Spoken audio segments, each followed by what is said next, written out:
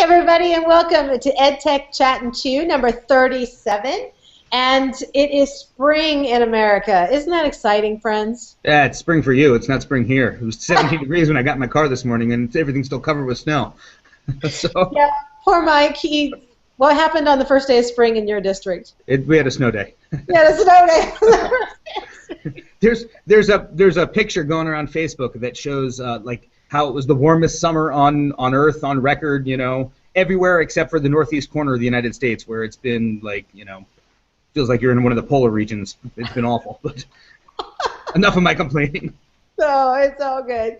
But today we're going to be talking about hashtags and some of our favorite hashtags that we follow and share just a little catch up about some things that are happening in our districts. And I'm Diane Smokorowski from Kansas. We always have Mike. From the frozen bowels of Pennsylvania. And the amazing Micah. Hi. From just up the street. She's in my office, and I'm not. I'll be over there in a little bit. So we'll be okay, my friends. You know, spring break just finished up here in Kansas. Lots of things happening, and yeah, we really do have spring. We have flowers on trees and all kinds of things. I'm sorry, Mike, but it'll be coming. Keep out for those signs of spring. Daffodils will be popping through the snow. I've been looking, nothing so far. It'll be there before you know it. And then when it's 100 degrees here for 20 days in a row, we're going to wish that we were up in your neighborhood. So. Yeah, that's true. It's all good. But let's talk about spring break just a little bit. Micah, what did you end up working on this last week, even though you were home, on some things to grow as a professional yourself? Absolutely. We always know that teachers don't take time off.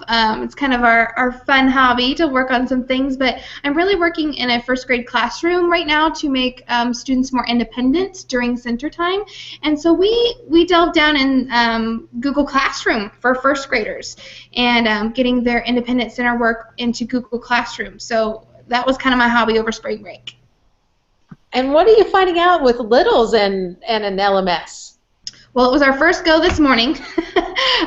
We're in a one-to-one Chromebook environment, and so they had all their little Chromebooks out, and they put their little class code in. What we discovered is it was really simplistic to use. They put their code in, all their stuff was there, they hit turn in, and they were good to go.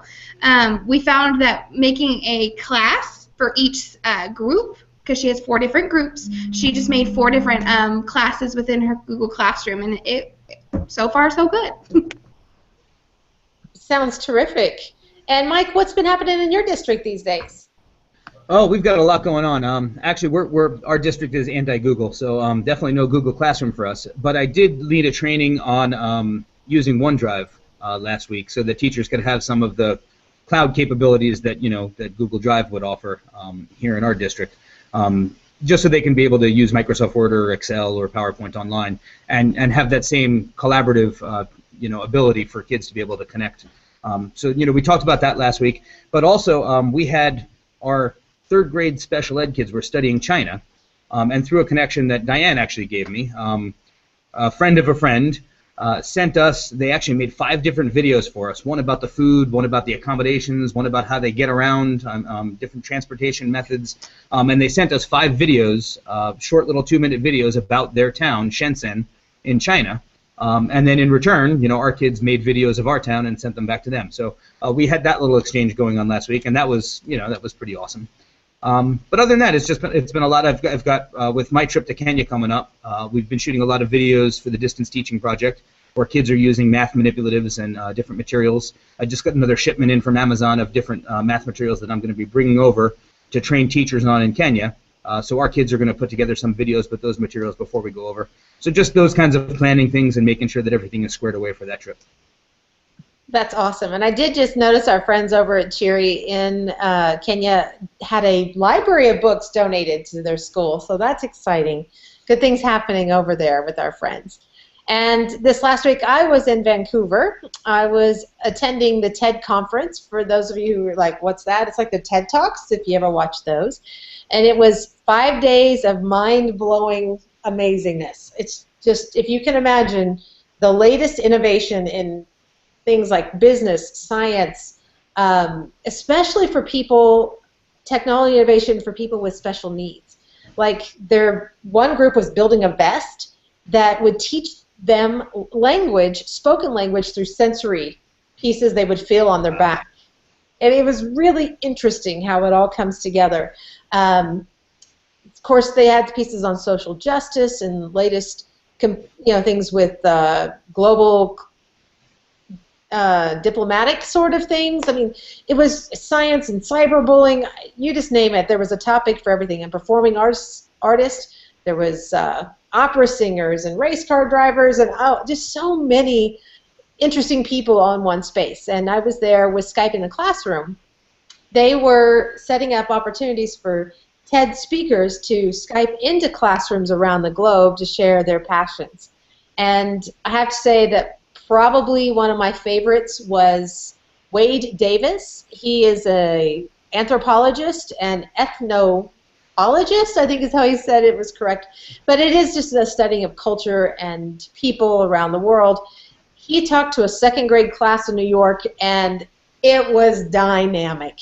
Those kids had the most interesting, thought-provoking questions and really surprising that you would see a 7- and 8-year-old kind of come up with these topics. But they were very well researched in his work, and it was a powerful experience for both the kids and for him. So, yeah, there were several pinch me moments last week.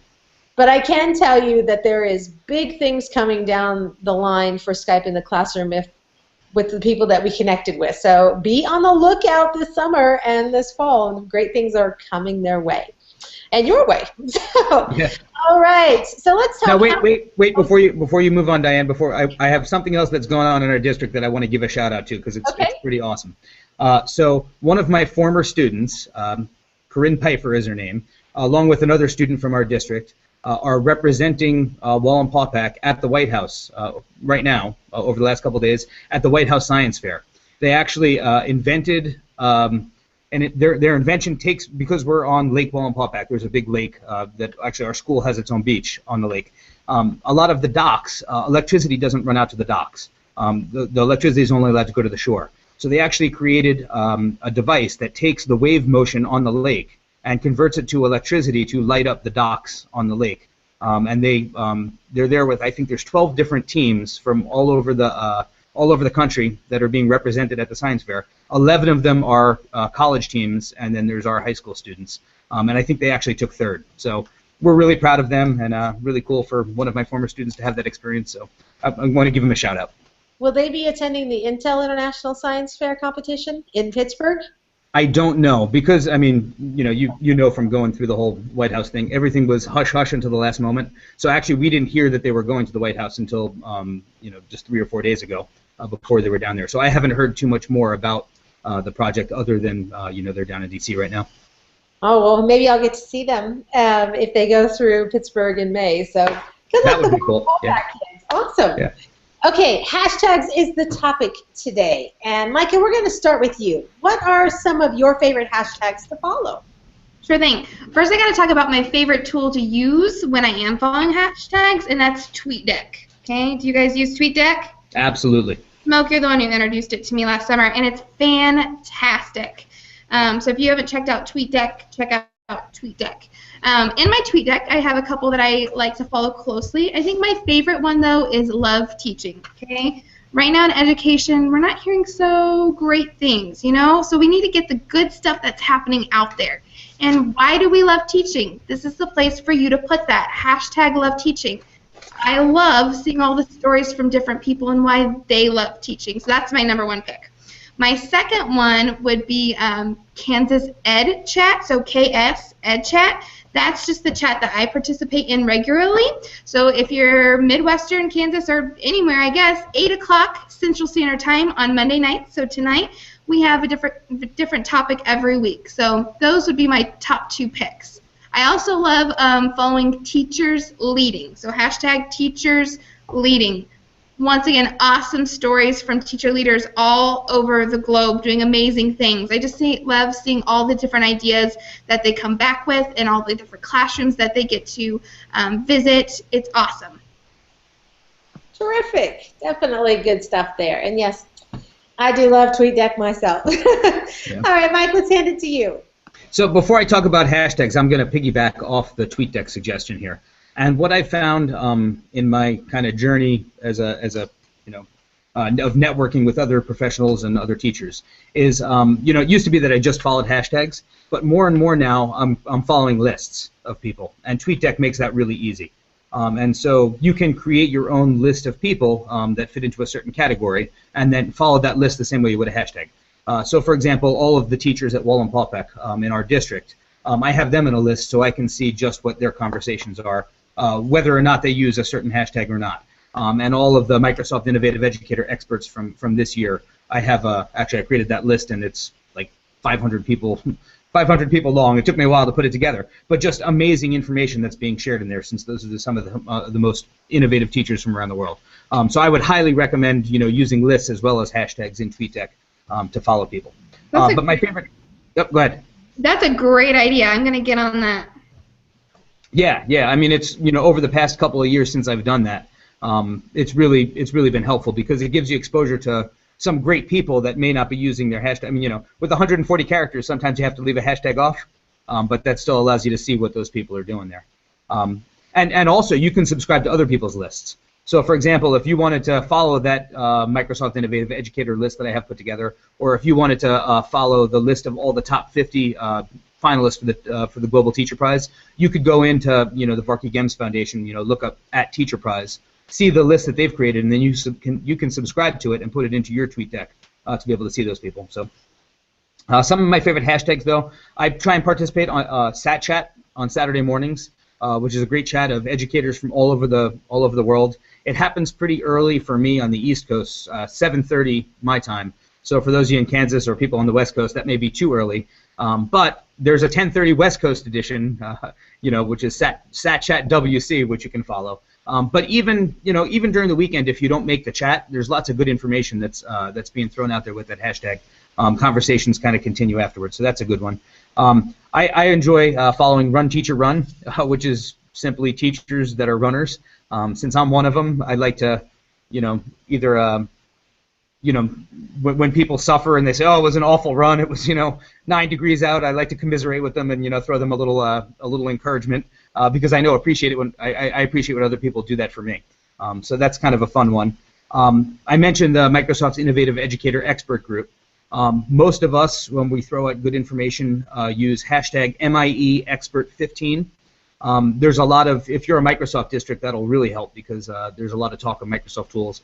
But it's also because that group is 800 teachers from all over the world. If you're looking for global connections, it's not really a global connection hashtag, but that's a great place to find them because there's people from India, Africa, a lot of teachers in Indonesia and Southeast Asia. So really anywhere around the world, if you're looking for a connection for a Skype call that you need or something, that's a great hashtag to follow, MIEExpert15. Two that were given to me when I mentioned that this was going to be our topic today from other people.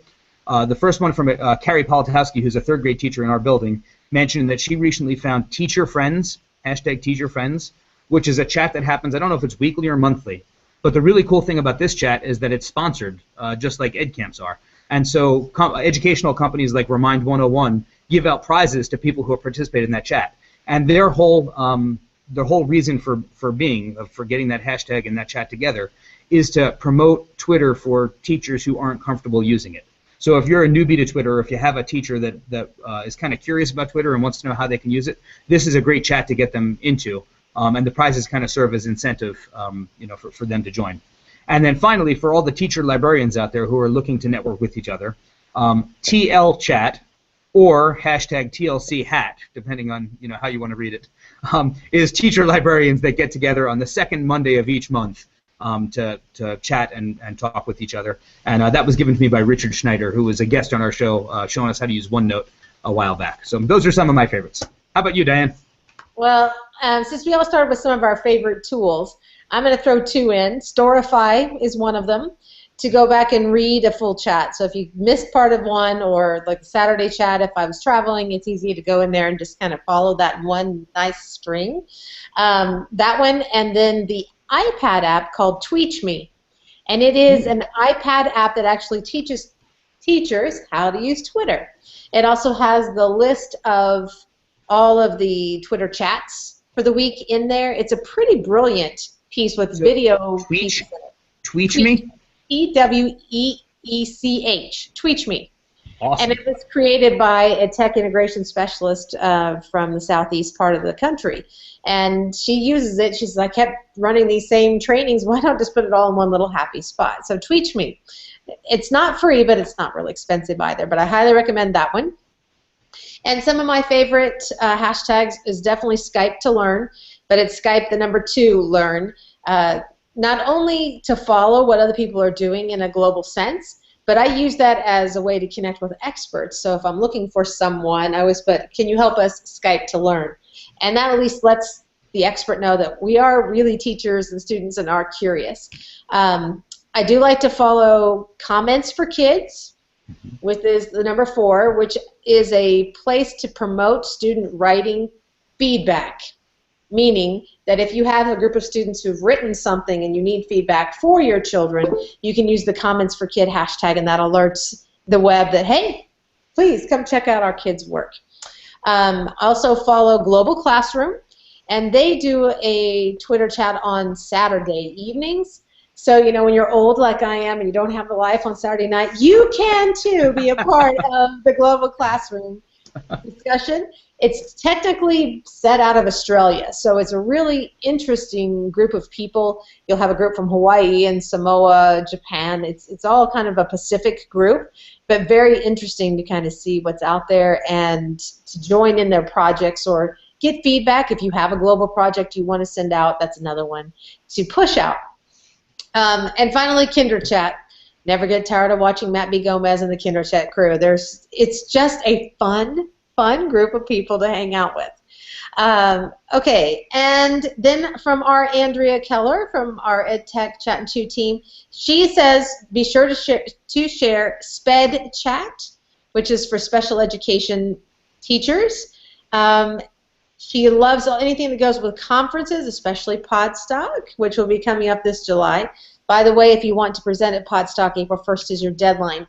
Anything with EdCamp.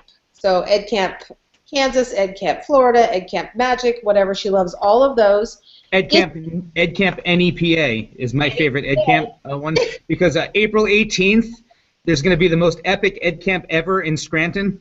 So any of you in the northeast part of the country, you know, make sure you register because we're giving out we're giving out free tablets, and actually we just made a huge announcement that our after party, we're providing free appetizers to anyone that shows up. So yeah, definitely EdCamp NEPA for northeastern Pennsylvania. Okay, and then the EdCamp Kansas is June 19, and we're totally stealing all of his sponsors, and so you can come hang out. So yeah, and she does say TCEA and ISTE are the other 2 that she follows. But you really just can't go wrong with Twitter. Would you agree? I mean, you just find that niche and just go with it. Absolutely, it's you know, it's revolutionized how I teach. Just, you know, connecting with other people and learning from them. And one that I want to throw out that we didn't mention: if you're looking for a mystery Skype, you know, and you're trying to find someone to mystery Skype with, hashtag mystery Skype is excellent. You know, there's all kinds of people that follow that will connect with you. And they're just fun. I mean, it's kind of interesting to see the connections around the globe. We really are no longer isolated. I mean, if you are, it's by choice. It's kind of the way I look at it. You're just connected with everyone, everywhere, so it's great. See, now I feel like on this show we should be like, you know, like the Jimmy Fallon, hashtag this and hashtag that with the... You know. We should have. Hashtag EdCamp. We blew it too late. You know? We can do this in the future. Hashtag future. Hashtag future. So, anything else that we need to share today, Mike? No, I think we covered it all. We got it. Okay, we do have a new global project that's going to be launching next week that is centered around art for all grades. So be on the lookout next week to hear more about that one. Micah, anything else from my office via you? I think we're good. Okay, guys, so we'll see you next time on EdCamp. Wait, lunches. Lunch! I forgot the most important question. Okay, Mike, what is for lunch today? I just threw together some leftovers. I had some chicken and some spinach and rice and Brussels sprouts. Yum! Sounds good. Okay, Micah? I had leftovers as well, but I had leftover barbecue chicken pizza with a little bit of cilantro on the top. She is a cilantro fan. I like that's cilantro too. Hashtag Micah cilantro. That's and Today I had chicken pad thai that was extremely warmish, so we had to chase it with a couple of sugar cookies. Nice. I like how you think. All right, guys, we'll see you next time. All right, bye-bye. Bye-bye.